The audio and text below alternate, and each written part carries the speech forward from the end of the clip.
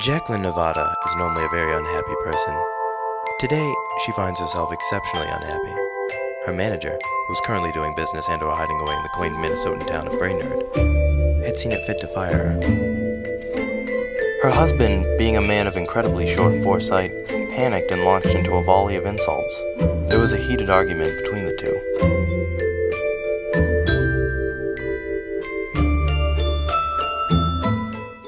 As a moderately depressed individual, it didn't take long before she took to the drinks that night.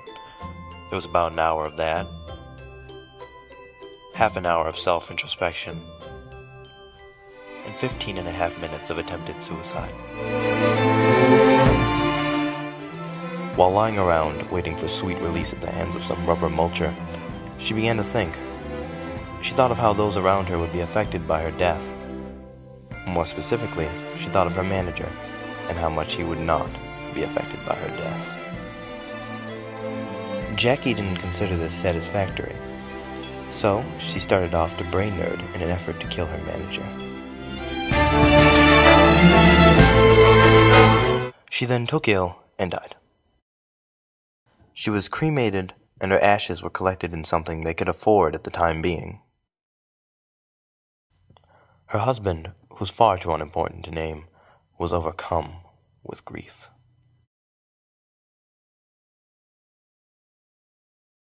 Three weeks later, he recovered and mistook the ashes for coffee grind.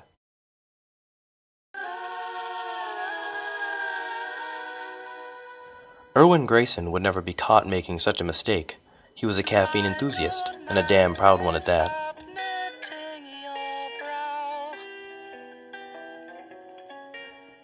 He discovered the joys of caffeinated beverages whilst writing a novel that would no way in hell ever find a publisher because it was terrible. Want to know how it happened? Well, one exhausting day he just decided he would.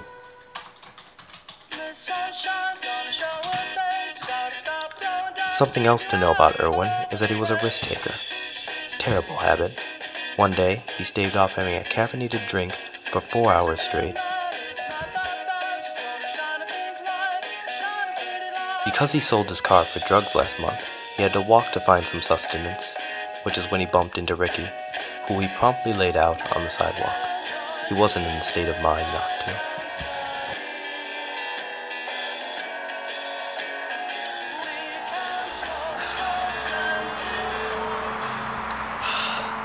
Ricky was an especially unlucky person. What?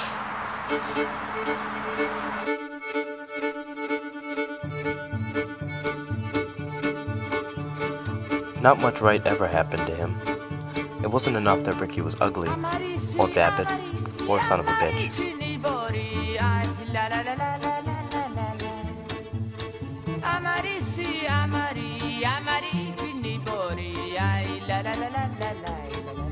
He was an ugly, vapid son of a bitch that looked identical to Lorenzo Vargas.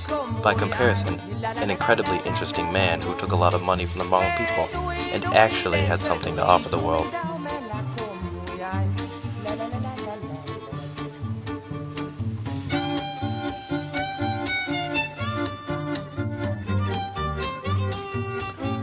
It looks like our friend Pliskov has the wrong man.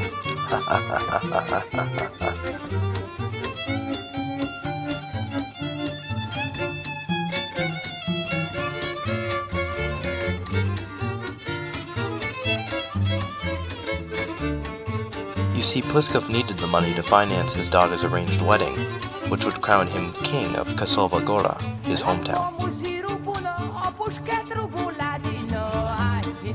Oh, Ricky, you poor bastard. Let's not make a habit of this, huh, Pliskov?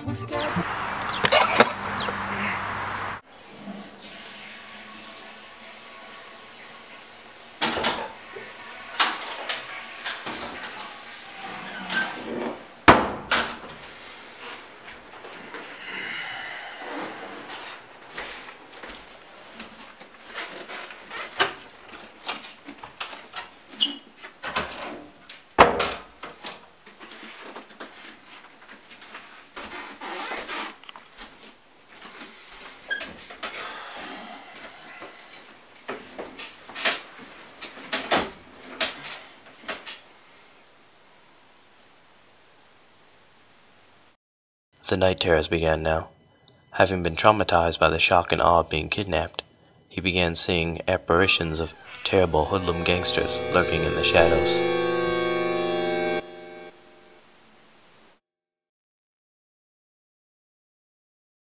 His eyes, more aberrancy, strained on the fringe of madness. He would do anything to silence the voice. Little did he know that the source of the voice was only a few miles away, at the art gallery.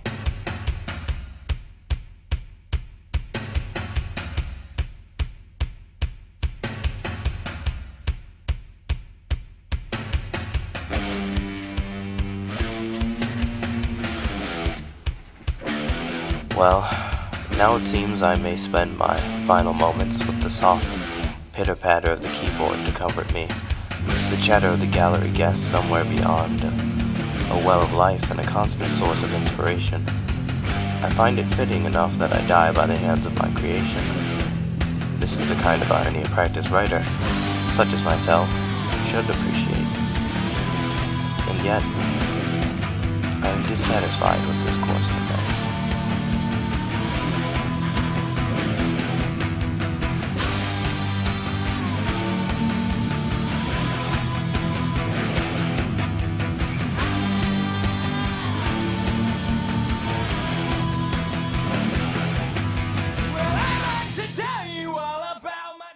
No, I'm bored with the story.